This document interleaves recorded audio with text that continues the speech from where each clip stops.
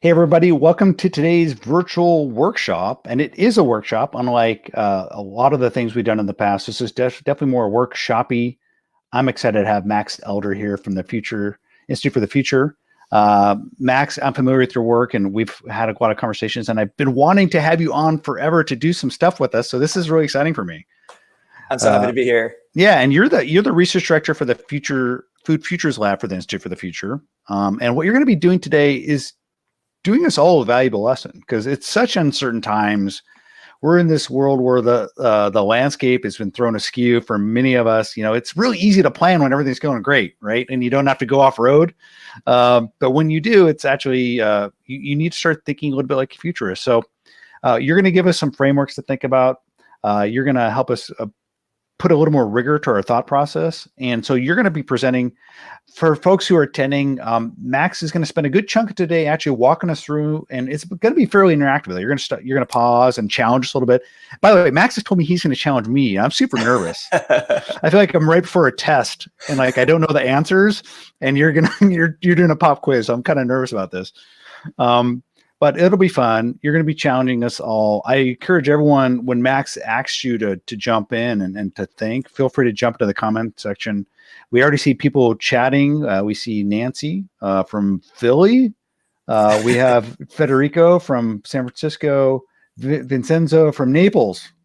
We always have like people from Italy. I love the fact that Italy always joins in. I appreciate that. So, but Max, listen, we're going to hand it over to you. You're going to kind of get this thing going.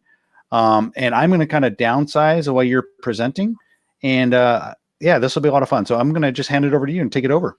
Perfect. Thanks, Mike. And thanks so much for having me on. I'm so excited to be here. And thank you all for tuning in. I know we postponed this a week to create some space for people and to have some time for us to understand what's going on in the world and to focus on it. And now I'm ready to focus on the future with you all today. So as Mike said, I'm going to walk through a little bit of a presentation, and I'm going to stop at a few moments to have more of a discussion. I really want this to be as conversational as possible. So I'm going to walk through a little bit of a slide deck and talk to you all about my work at the Institute for the Future, share a few tools on foresight and futures thinking, and then have a discussion with you about how to not react to the future, but instead create the future. So with that, I want to welcome you all to Thinking Like a Food Futurist, particularly a focus on thinking like a food futurist in uncertain times. And the quick agenda is I'm going to give you a little overview of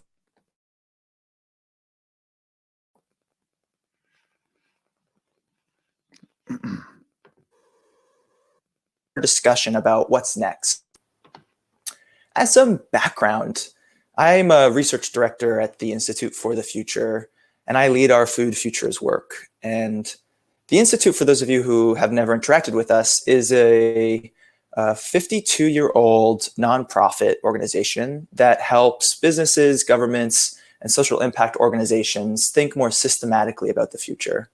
We're the world's leading futures organization, have been around for a very long time, have worked with almost everyone in every corner of the world. And our core mission is to combat short-termism. We were actually founded in 1968 by three researchers that left the Rand Corporation.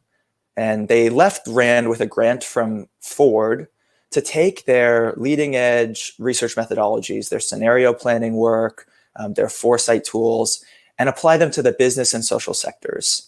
And that's what we do at IFTF. We specialize in foresight.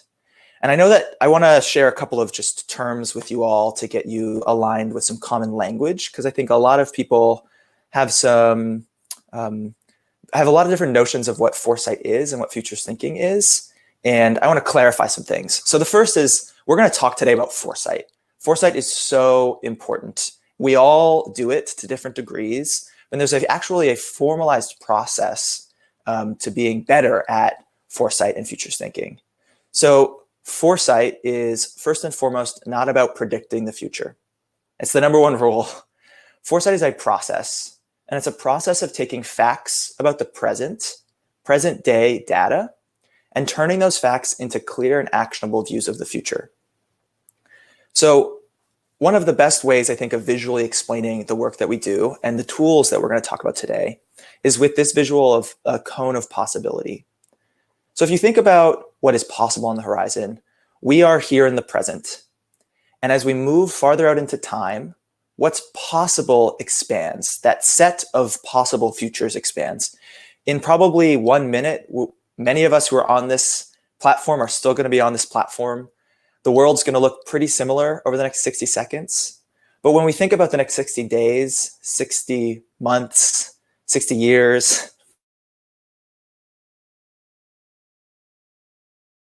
is that when we think about the future, we often think in a very narrow way. We think about linear change. We think about what's most probable. We think about what we want to happen in the future.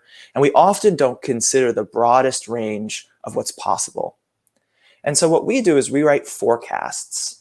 Forecasts are not predictions, but instead they lie in this set of what is possible in the future.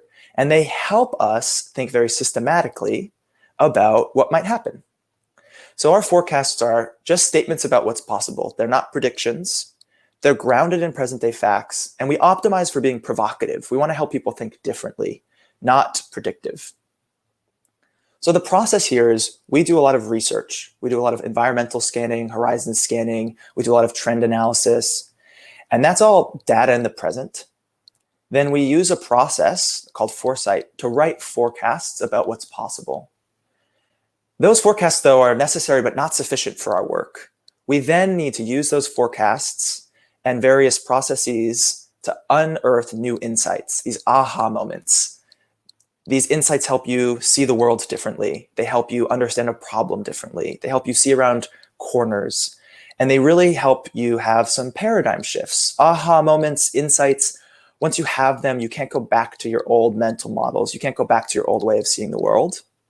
And those insights then come back to the present and help us make more strategic, systematic, just better decisions.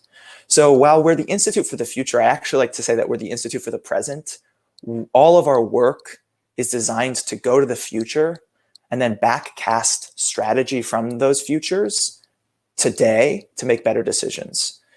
So what is so urgent about now and the value and utility of this work is that during times of great uncertainty, great upheaval, and massive transformation and change, this process of thinking systematically about future possibility is only increased in its importance.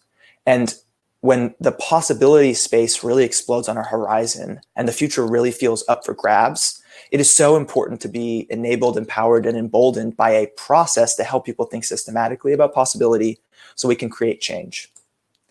It turns out this is really hard to do, and I do it every day, and I admit that it's quite hard. So one of the things that I wanted to do was share 2 tools with you all and talk a little bit about them. And hopefully at the end of this, you can apply both of these to your work, to your life, and all with an effort towards creating better futures, and in particular, better futures of food. The first tool is called signals-based forecasting, and it relies on a very specific data point, a very specific input that's called signals of change. You all are probably very familiar with trend work. Trends are patterns of change that are based on historical data sets that we extrapolate into the future with some degree of confidence. Everyone knows trends, everyone loves trends, and trends are really important. However, there are also disruptions. There are these breaks in the patterns of change. There are these data points that don't fit our trend lines. There are these new innovations.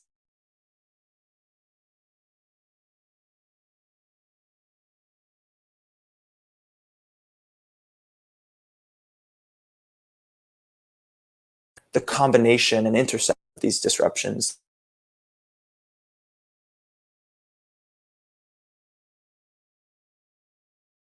Wonderfully articulated in this quote by science fiction writer William Gibson. I don't know if any of you have read William Gibson. He's a terrific writer.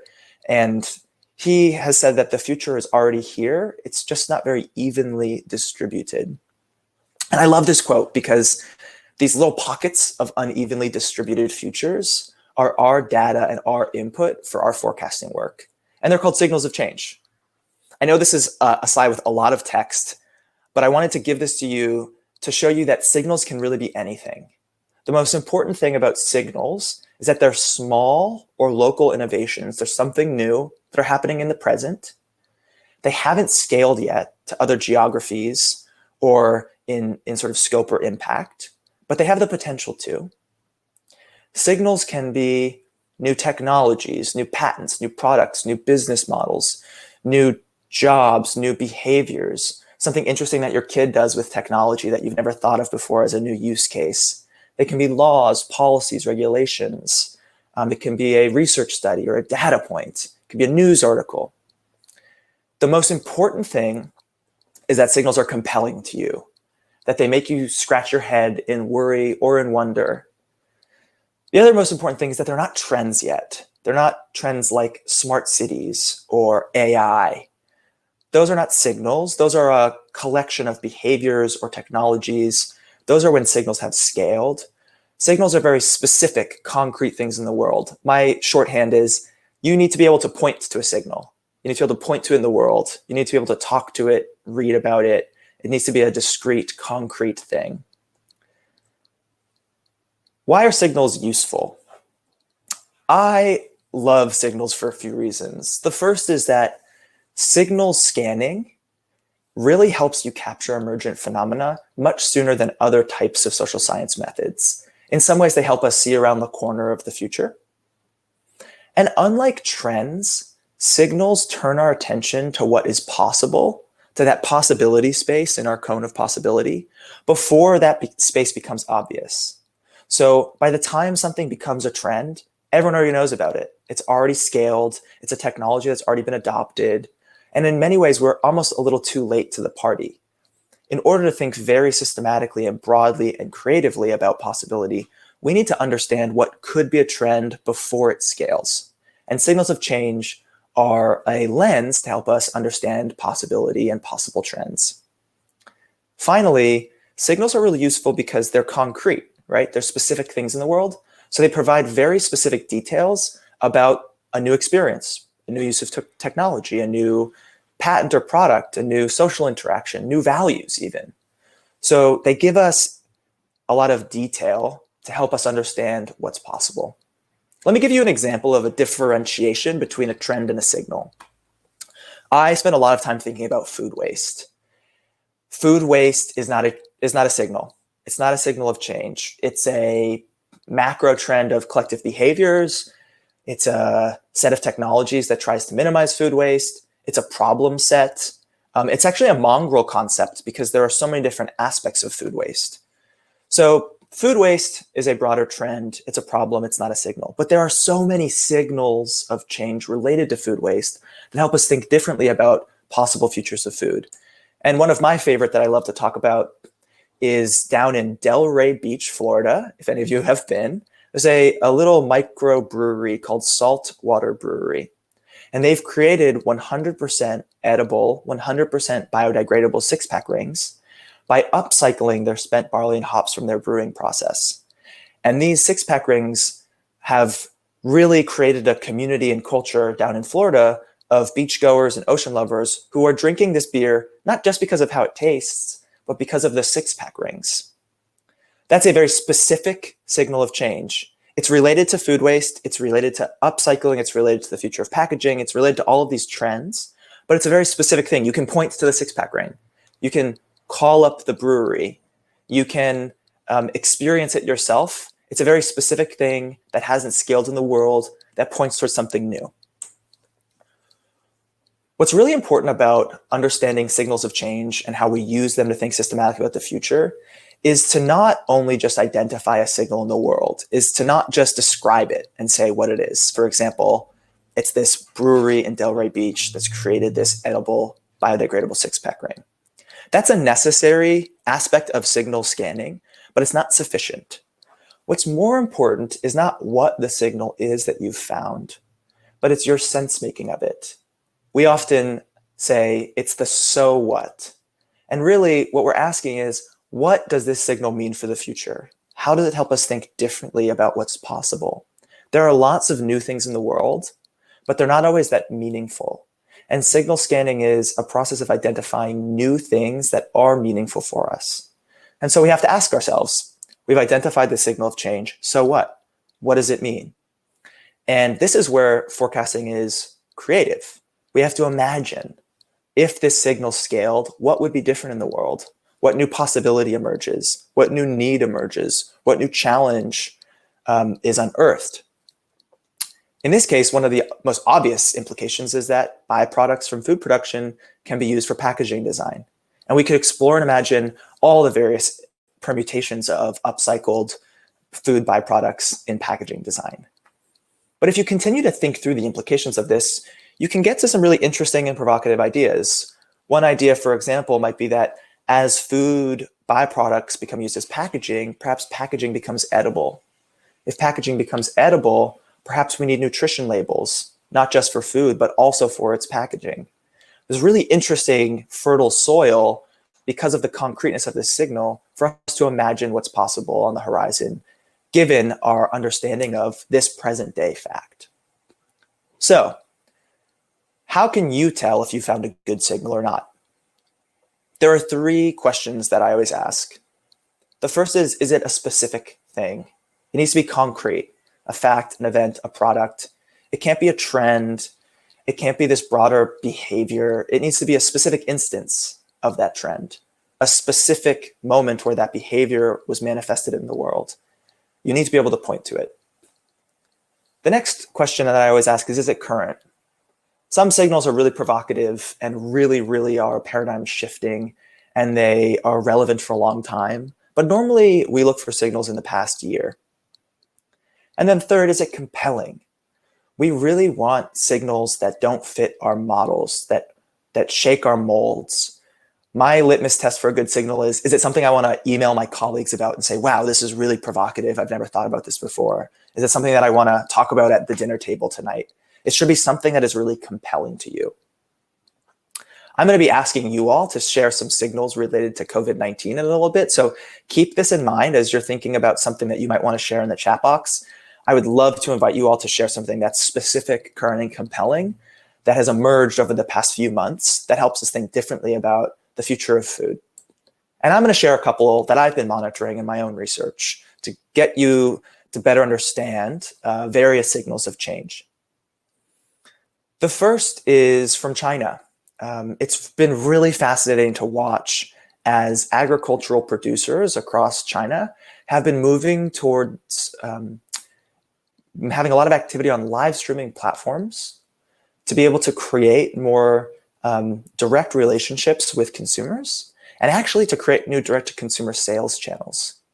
It's really fascinating to see that a lot of Chinese farmers who once had about 90% of their sales occur offline have flipped to almost selling 90% of their products online. This signal of change is a very specific, in this case, data point from China. It's a collection of behaviors, and it points towards a lot of interesting possibilities for the future. You all should ask yourself right now, so what? What does this mean? What does it mean for the future if all of our farmers are live streaming? What does this technology mean for us to really get to know your farmer in a new and scaled way? What are the implications of new sales channels and new forms of celebrity? What are the challenges of this? What are the new digital divides for food that might emerge when growers start selling on these platforms, but maybe there isn't equal access to these platforms? These are the kinds of insight questions that we use signals to ask so that we can better understand future possibility in order to create futures that we want, in order to design against negative outcomes and design for positive ones. Another really interesting signal of change that I noticed recently actually comes from Goldman Sachs. Their head of commodities research recently said in the midst of COVID-19 that livestock is looking as precarious as oil in commodity markets. This is amazing that a commodities researcher at Goldman Sachs is equating livestock to oil in commodity markets. And it has all of these really interesting questions for the future of the investment community and where the investment money is going to go. It has all these really interesting implications for the risk landscape around agricultural commodities, maybe new demands or investments for plant-based alternatives. And so this is a specific statement from a researcher at Goldman Sachs. We could talk to Jeff Curry about it. It's a very specific thing in the world that's current, and I think it's quite compelling to think about the future of protein. Helps us think very differently about what's possible on the horizon and what new innovations might unfold over the coming months or years. Okay, I've got 2 more to share with you, and then I'm going to pause and we're going to share some together. This is actually really an interesting signal for me because the Institute for the Future does some work on computational propaganda, political bots, and the spread of mis and disinformation online. And I was reading in Snopes that there's been some viral misinformation spread right now about vegan meats being left unsold during COVID-19. There have been some pictures on Twitter that have been getting a lot of activity, a lot of retweets, and are spreading virally that basically show meat shelves empty, but the plant-based alternative meats full, saying no one's buying these alternative products. And it turns out that some of these images are actually from years and years ago and are not currently about COVID-19 and meat sales, which is a really interesting specific signal, in this case, this Snopes article or this particular image, that opens up all of these interesting questions about misinformation campaigns, meat consumption, consumer perception, and perhaps the need for figuring out how to check your information diets and understand what healthy information is and how to stop the spread of misinformation. So really interesting signal about food consumption, COVID. We know that meat packing has been a huge issue, and clearly the future of meat is going to be significantly impacted by COVID. So this is an interesting signal that helps us understand the potential implications of a future where consumers can't tell the difference between fact and fiction, and people are spreading misinformation for specific ends. My last signal that I'm going to share before we turn it over to you all, and this is a signal that we're going to play with a little bit later with our second tool, is a signal from Virginia. I don't know if anyone has seen this, but the Inn at Little Washington is a restaurant that has just reopened, and in order to maintain social distancing, has opened at half capacity on the floor. But in order to not feel like the restaurant was half empty all of the time, they've filled the empty seats with mannequins to try to make social distancing a little less awkward in restaurants. I think the signal is so interesting, partially because it's so eerie and weird to imagine a future where you walk into a restaurant and it's half full of fake people, not making a noise, not making a sound, not speaking, not eating, and they are eerily future consumers. And you can think through the so what implication here. What does this mean? We're going to play with this a little bit, but I think it's so interesting to imagine futures where maybe and want to eat with a mannequin. You can imagine all kinds of possibilities. We're going to play with this a little bit in a minute. But what I want to do is now hear from you all. I am going to pop out of this and hear from you about any signals of change that you've noticed. This will be a little play test to see if you understand what signals are, because some of you might share some trends and we can have a learning moment to see what I'll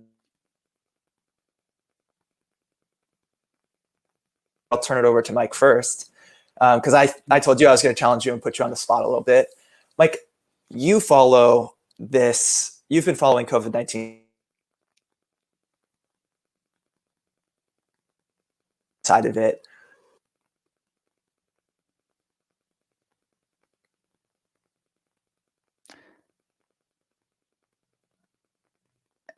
I don't know if you asked me a question. I'm getting a little bit of your screen's froze a little bit. Did you ask me for a signal?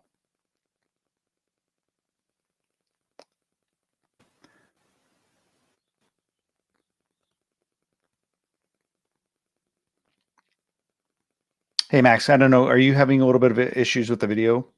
Oh, looks like Max is reconnecting. If anyone is in the comment bar, if you let me know if I'm freezing or if Max is freezing, we're having the usual crowdcast issues. But I think what Max was asking me was if there was a signal that I had seen, and I was thinking a little bit about this. Let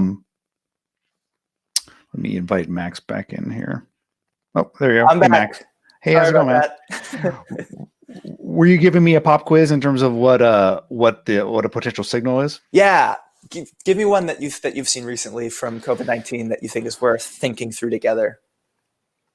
Yeah, one of the I think things I've been watching closely is restaurants. There's so much experimentation going on. Also, food service, and I was talking to a person who's a senior executive at a food service company in Switzerland, where they basically like an Aramark, where they basically go in and help cafeterias run in basic corporate environments around Switzerland. And because so many companies were shutting down, sending their workers home, what that meant is like this food service company wasn't able to go in and basically run a cafeteria. But what they knew was happening was people were working from home, they're social distancing, doing telecommuting. And so what they decided to do was say, hey, let's take some of these kitchens we do work with and turn them into basically community kitchens and help feed people in a given city like Geneva. So they were basically taking, I think, like a kitchen from a big bank in a corporate environment in Geneva, making a bunch of food. They opened up an online portal for people who are working telecommuting in Geneva, and they're basically acting like a Grubhub. So if you want to order food, and if you're like a corporation who worked with this company and had them run your cafeteria, you maybe still want to feed your workers. So they were basically running corporate accounts, letting people order with credit, and then just have food delivered to their home. So I thought that was kind of interesting. I thought it was fairly early. And so I thought that was maybe a signal what could happen if we all are working from home for the next 24 months. Yes, I love that. It's a specific signal in the world. You can point to it. It's concrete, it's current, it's compelling, and it points towards a lot of possibilities for the future. The COVID-19 has certainly created a lot of signals that help us reimagine food, sort of kitchen space, where it is, what it looks like, how to design for it. I'm seeing a couple of really interesting signals around farmers in the Great Plains shifting their production because of COVID.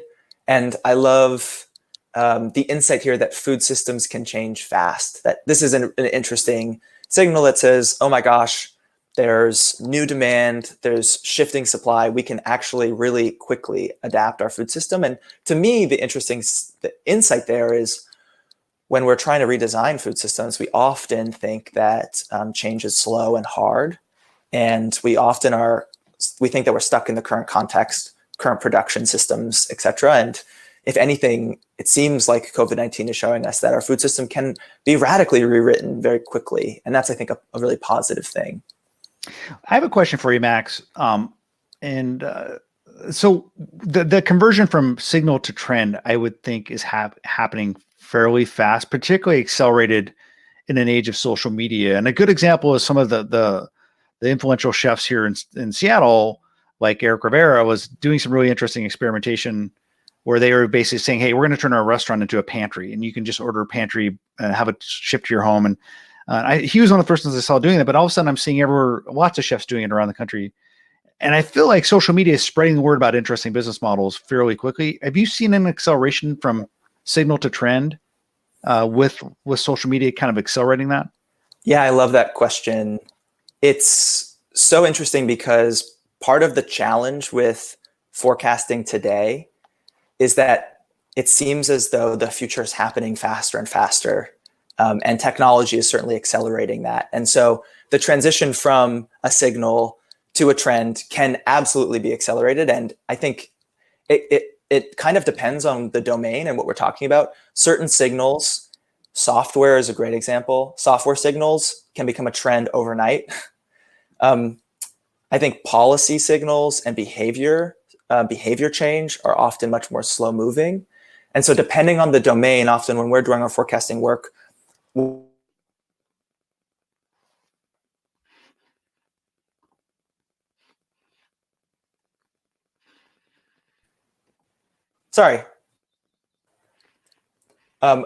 we identify signals of change and we ask ourselves, basically, how does this signal, how does this data inform our work?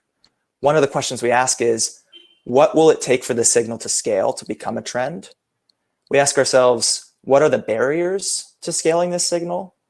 And then if it's a positive signal of change, we want to figure out what are the conditions that we might need to create in the system.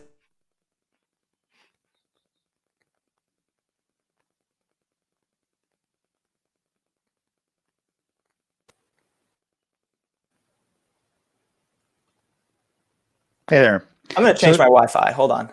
Okay. Oh, All right. So some signals in certain domains can absolutely scale much quicker than others, and it totally depends. And Mike, the important point here is no one knows the answer to that question. And sometimes software signals never scale because we don't understand the sociological impacts of them. Sometimes we don't understand the behavior change.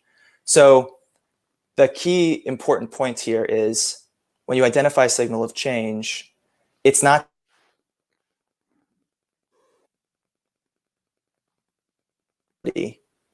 and we need to identify lots of signals and think systematically across a broad possibility set and not put all of our eggs in one signal basket, if that makes sense. it does. I'm seeing a couple of other interesting signals here. I love this.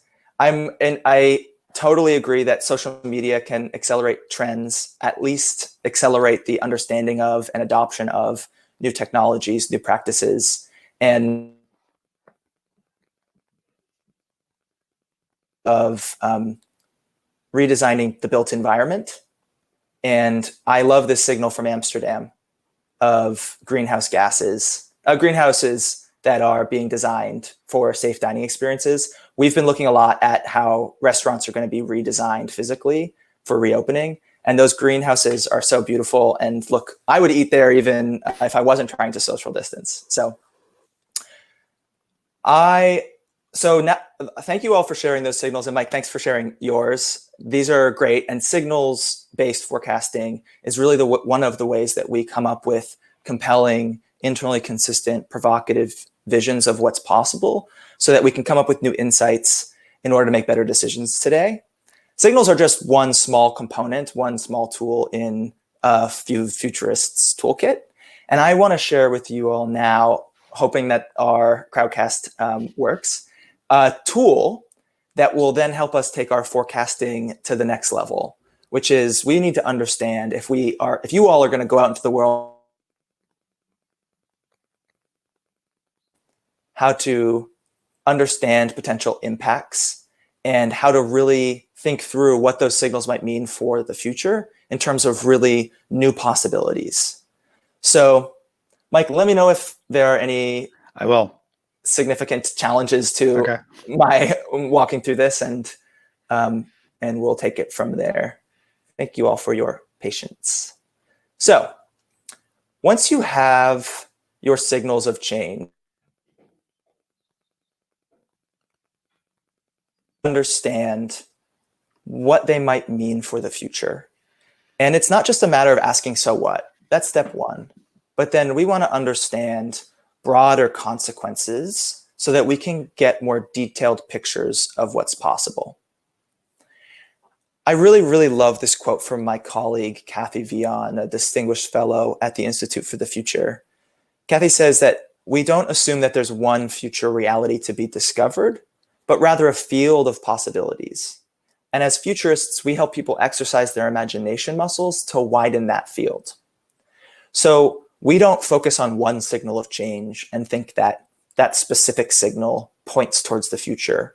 Instead, we want to identify a lot of different signals of change and flex our imagination muscles to use them to think about a broad field of possibilities.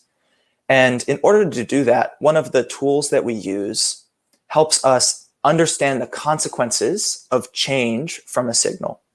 So, like you all already know, foresight is a very specific process that turns facts about the present, for example, signals of change, into these clear, compelling, provocative, and actionable views of the future. And we write those views of the future, these forecasts, to provoke insight in the present. And we need processes to help us do that. And one of the most famous tools, and one of my favorite, is called a futures wheel, which is really just a very simple visual framework that helps us think through chains of causal statements, chains of if X, then Y statements that help us really contextualize the potential consequences and directions of change. This is a very simple visual of a futures wheel. And you can see in the center of this wheel, we put a present fact. Usually we put a signal of change, but the tool is very flexible. We put all kinds of things in the middle, but for today, we're going to talk about putting signals in the middle.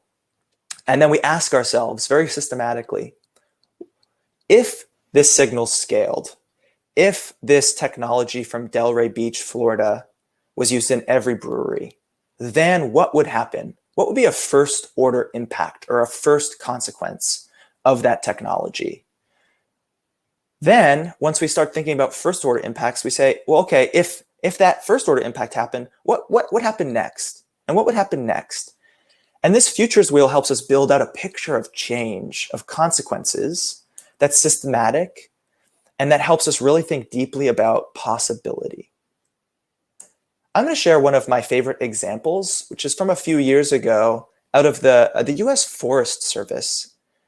It's pretty amazing. The Forest Service has an incredible team of futurists that do a lot of research inside, and they publish a lot of reports. This one in particular caught my attention because it used a futures wheel. In the center, they didn't put a signal, they put a fact about the present, and they wanted to explore the implications of it. This could be a signal if it was a specific body of research, for example, or a very specific data point. So they said, there's this problem right now. Central hardwood forests in the United States, they lack age class diversity, and they will uniformly grow old. I kind of love this just as a pause. It's so poetic and so tragic to think that forests are full of trees with ages, and that central hardwood forests are all the same age. All of these trees are growing old together.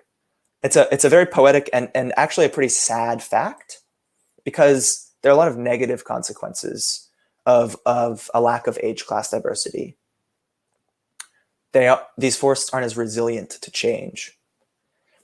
So the Forest Service asked itself, what is a first order impact of central hardwood forests lacking age class diversity? There are a lot of impacts, one of which is these forests are less resilient to disturbance. Diversity of age and class is important for resilience, and these forests lack diversity.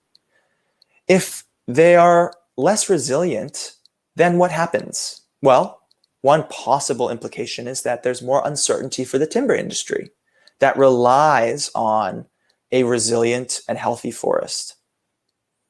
Okay, if there's uncertainty for industries like timber and other forest-based industries, then what might happen? And the US Forest Service thinks that a third order consequence of this fact is that there might be a declining quality of local school districts where mills are located, because there might be reduced tax revenue. I love this example because all of a sudden the US Forest Service is starting to think about potential problems in the future regarding public education. And this futures wheel helps us get to that possibility. And then if we're trying to solve a problem related to hardwood forests and their lack of diversity, perhaps in our toolkit, we need to also start thinking about how to solve problems with public education in certain geographies, which is such a provocative and interesting idea that actually helps us really think about creating better futures in unique ways that are not at all obvious if we're just focused on a lack of age class diversity without this process, without this wheel. So the process that you all could take to using this in your own work is to identify something in the present, ideally some signal of change, something really interesting, and then think through the potential consequences of that very systematically, both the positive and the negatives. There are plenty of ways of making this very complicated, and I just want to share a couple of tips and tricks and permutations that we use. One is to make sure that you think about first order impacts across a heuristic like steep, to make sure that you're painting a holistic picture of possibility. So that means thinking about the social implications of your present day fact in the center, thinking through the technological implications, the environmental, the economic, the political, the legal. That ensures that you're building out a futures wheel. You're building out this world of possibility, including a lot of different domains, so that you get to really interesting implications. The other trick that I love with futures wheels is this is an approach to understanding systems change. And in it, you can identify different feedback loops or really interesting, insightful relationships. Sometimes your first, second, and third order impacts, one of those causal chains, might actually be a driver of your present day fact. You might actually identify different feedback loops in these systems. So it's a really nice way of getting a systems level view of potential change. So if the Wi-Fi works, if the Crowdcast works, what I want to do now is I want to talk about some potential consequences. And what I want to do with you all, and Mike, I might put you on the spot again, is to think through. I'm obsessed with this mannequin signal from Virginia. I think it's so weird, it's so provocative, and it makes me think very differently about the future. So what I want to do is work with you all to think about potential implications of this. And the first thing that came to my mind is there are some restaurants and cafes in Japan that have been called loneliness cafes, where since loneliness is a pandemic and social distancing, in my mind, is accelerating this loneliness. In Japan, they have cafes where you can go and eat with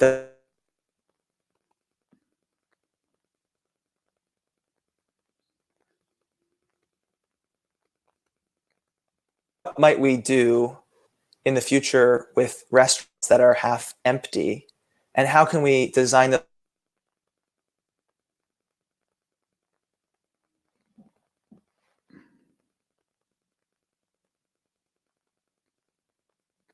Hey Max, you're freezing up a little bit, so maybe refresh.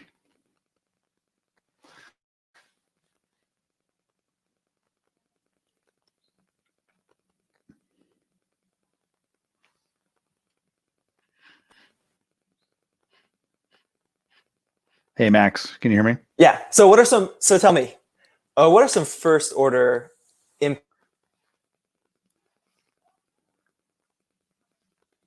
implications for mannequins in restaurants? I'm going to speculate while Max refreshes a little bit. Max, you want to know what some of the first order implications are of this trend? This is challenging. I mean, I immediately thought when I saw this trend of it's very science fiction-y. It reminds me of basically a video game where you're basically playing against a sim. I was thinking of like Sims in video games, Max, where you're starting to see Sims come into real life, and so that is interesting. I actually think this is something that's you're gonna see more of in the future. I mean, clearly, if you watch, like, for example, shows that are just set 10 in the future, and I love how you brought William Gibson up in science fiction, because I think science fiction is often such a good predictor of the future, right? So, if you watch a show like Upload, which I've been enjoying on Netflix, like you're intermingling basically Sims with real life people, and the Sims oftentimes are just uploaded personalities, or basically you taking my personality, you've uploaded into a computer simulation. So I can imagine first versions of this will be basically service workers in restaurants, and maybe just very, like you said, I could see this in places like Japan, where they're already used to this kind of intermingling of like basically mechanized or automated versions of people with real life scenarios. And maybe it's just in very passive environments. So they're just like a diner. But ultimately, I think you'll start to see personalities start to take form on like service workers. So if they're like an automated bot serving up your meal, or if it's something that like it's an interface where you're ordering the food, I could see just them taking on more like real life personas and personalities. Is like totally. So I love that. Yeah, it raises all these interesting questions. One, I see Rusty mentioning that restaurants will be quieter. And so how do you design experiences where if there are people, but they're not making any noise, how do you fill that space with sound? I love this idea of adding personalities. All these interesting questions. How does a restaurant decide who sits? Who is the patron? Who is the ideal patron? In Virginia, to be honest, it's a bunch of 1940s looking white people. Says a lot about the restaurant. And it's so interesting to imagine, what if these mannequins actually were a screen or could be embodied some way by family, friends, relatives in far away distances. You could go out to eat with your friend across the country. I love that. Really interesting ideas. I'm reading some of these really interesting potential implications of this future. I love this idea that, so there's maybe new markets. There's a new market for mannequins, which is interesting. I saw someone mention that there might be unemployed mannequins from closed retail outlets that have a new market. Yeah, I love that. And I love Morgan's comment that I think is top of mind for me here, that there are racial and gender implications of how mannequins are presented. And how do you create spaces where folks feel welcomed? And how do you create safe spaces where you're the one basically making decisions about the type of people, the form of a person you want? Emily Hopkins says that there's a really interesting possibility for cross collaboration of food and fashion, which I love. This idea that now, if you're in the restaurant industry, maybe you're also in the fashion industry. We can imagine new services that restaurants could provide. If maybe you're sitting down and there's a mannequin next to you, they could provide culinary services. They can tell you what the food is and how it was cooked. They could be, I mean, the possibility space almost explodes when you imagine that we're filling this space. One thing that I love about this signal that I think is worth mentioning, just as a design principle in post-COVID, physical spaces are not going to be able to be at full capacity. And what's really challenging is for restaurants,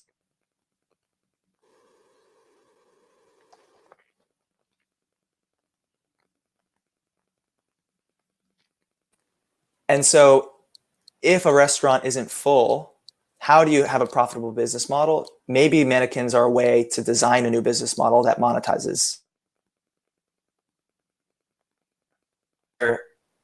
new marketing tools, right? The possibilities are vast. Jen Marston talked about how they could communicate in multiple languages, which I also really love. This idea that we could overcome some language barriers or make people feel more welcomed by having mannequins with different languages, cultures. And then, Lean asked this question: how are restaurants going to cover these extra costs without filling seats? So this is a specific signal that enables us to ask all of these questions. I love it. It made me think of, 10 years ago, we started to see these little robots that roamed around with like basically an iPad on the top, and they're basically a virtual assistant. Like you could basically be running a warehouse from like states away. But why couldn't I basically, if I wanted to dine in Hollywood next to like a famous person, I might be willing to pay a lot of money to sit next to like an actor or whatever. So like I could see definitely like people wanting to occupy these virtual spaces, and restaurants selling these tables to people who want to either dine in like a really fancy restaurant next to a famous person, or just be next to the people they like. I love that. Yeah. How do you make it a value add? There was one comment in here that I absolutely love, and every restaurant that uses mannequins should do. And the person's name is just Mr. So I'm sorry that I don't know who you are, but it says, Mr. said that if mannequins in restaurants could represent a meal donated to a food bank, that maybe we go and we sit down and we buy 2 meals, one for me and one for the mannequin. And that meal goes to someone, a real person out in the world who is food insecure. I love, this is the power of signals, because if we're just trying to think about restaurants reopening post-COVID, the space is big, it's vague, there's a lot of challenges, there's a lot of opportunities. And what I really love about signals is that since they're so specific, they're narrow. And that narrowness actually helps us think broadly, because it gives us specific details. We're now put in a world where we're in a restaurant with mannequins, and we're trying to imagine what that feels like, what the challenges and opportunities are. And a diversity of signals about what restaurants are doing to reopen, and spend all of that time looking at those facts from the present to imagine future possibilities. And those specific facts that haven't scaled yet, that aren't obvious, every restaurant's not using mannequins, help us not only make better futures, but also help us in the present. Because if you're a restaurant that needs to reopen, now you have a lot of really interesting input to figure out how you want to design your reopening strategy. So it's a really, really, really provocative and productive and generative approach towards forecasting. I had a great time. This futures wheel is fantastic. Max, I was watching it. It's happening in real time as we're doing this. We're seeing all these first order effects, and all of a sudden this comment section is just coming up with all these great scenarios. So this is like taking your framework and watching it happen and unfold in real time. It's just a lot of fun. Yes, it's a lot of fun, and it's what I hope that people leave here with is an understanding that thinking about the future systematically is hard, but there are tools, sometimes just simple scaffolding.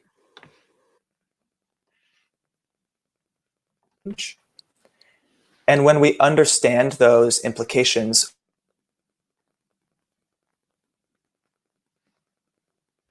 what COVID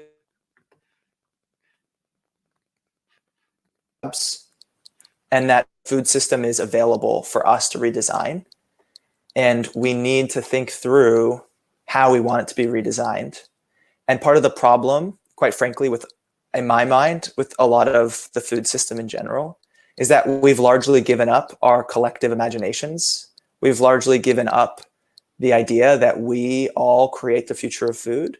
And we think that these systems are designed by people like me who consult with food companies to imagine the future, or it's big CPGs. But no, everyone has a stake in the future of food, and everyone makes decisions by what restaurants they go eat at, by the food that they purchase, by everything that we do. We interact with food every day. And it's really, in my mind, right now is the most important time to double down on the democratization of reimagining, redesigning the food system, and letting a lot of people feel empowered and enabled to do that, not just the big food companies, not just the big ag producers, but all eaters. And so hopefully some of these simple tools help lots of eaters think very differently about the future of food. And this is all about making better decisions in the present. Yeah, I love the word they use, democratization. I think just having these available tool sets, things that you can access that heretofore have been unattainable, whether that's 3D printing or cloud computing through AWS. So there's lots of things that make it a great time to be a food company. I have a question for you. Like, there's people that just are in the world that we see that are iconic, that are just like naturally good at being futurists. Like whether it's Steve Jobs or Jeff Bezos comes to mind. Is there a personality type that is good at this, or can anyone with a certain set of frameworks like you're presenting today become a futurist? Anyone can become a futurist. And in fact, I think we all are futurists. We can just become better futurists because we're all thinking about the future all the time. The biggest challenge, I think there are a couple of personality elements that I think are really important. One is creativity.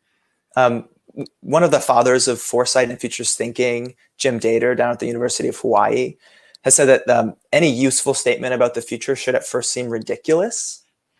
And that's true, I think. Really, there's utility in thinking about ridiculous futures. And not everyone is comfortable or likes to engage in seemingly ridiculous ideas. And that's I think, a cornerstone of being a good foresight practitioner, is being able to engage and find utility, right? He said any useful statement. It's finding utility in the ridiculous.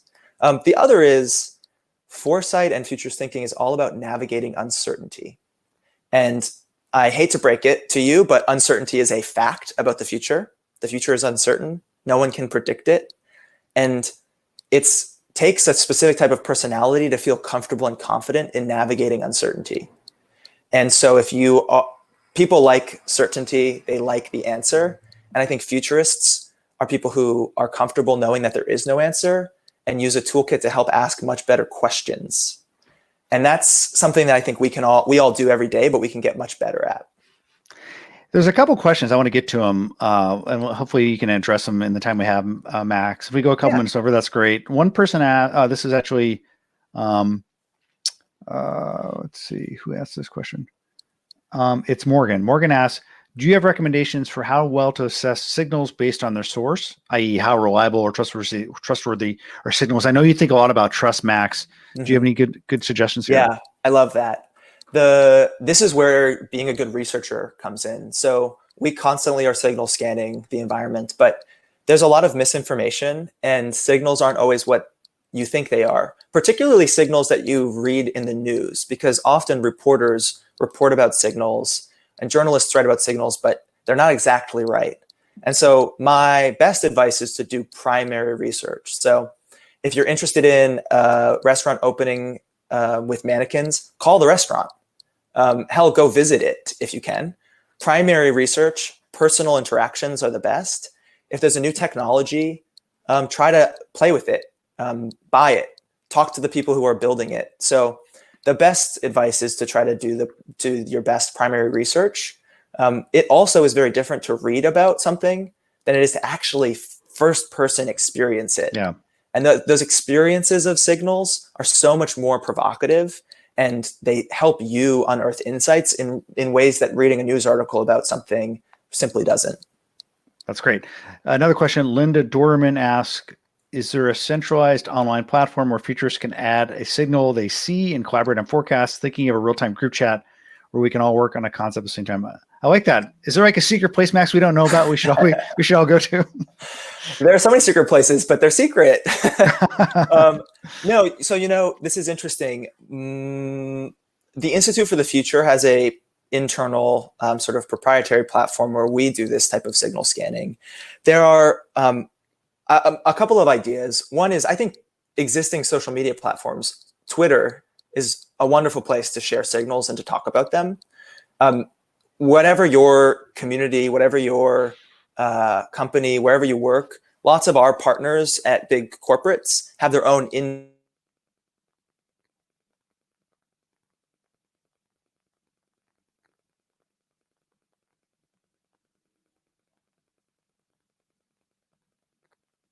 there are a few public organizations. Forum for the Future is one that has a signals website that shares some signals. But what I would encourage you all to do is to start identifying a community of people who you can identify signals and share them with. The most important thing here is you have to identify a group of people who are diverse, who you can not only identify signals with, but make sense of them. And this is, I think, one of the most important points. It's not just finding a restaurant in Virginia that's using mannequins. It's making sense of understanding what that means. Because that restaurant may close, maybe the mannequins are removed, but it's the new insights that you were able to get access to that are most important. And you can't get those insights without a community of people who are thinking creatively and provocatively about how to.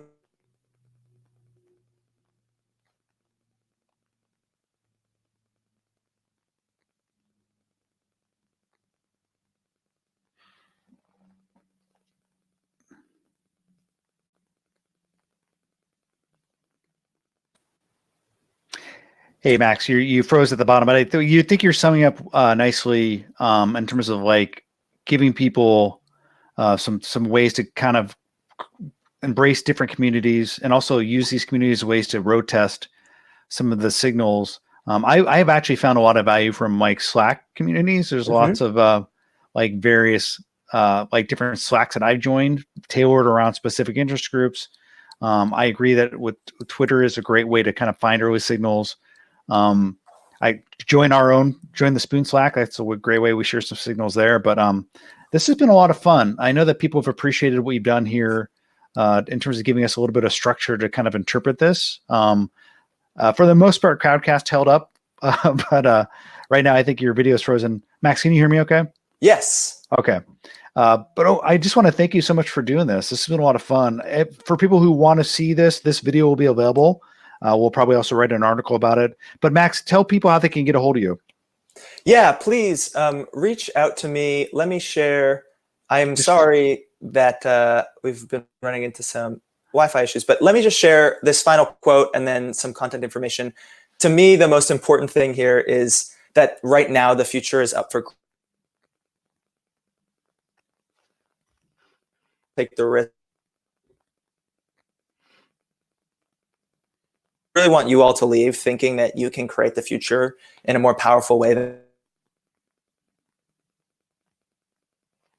than email me, tweet at me. If you have any concerns, those go to Mike, not me.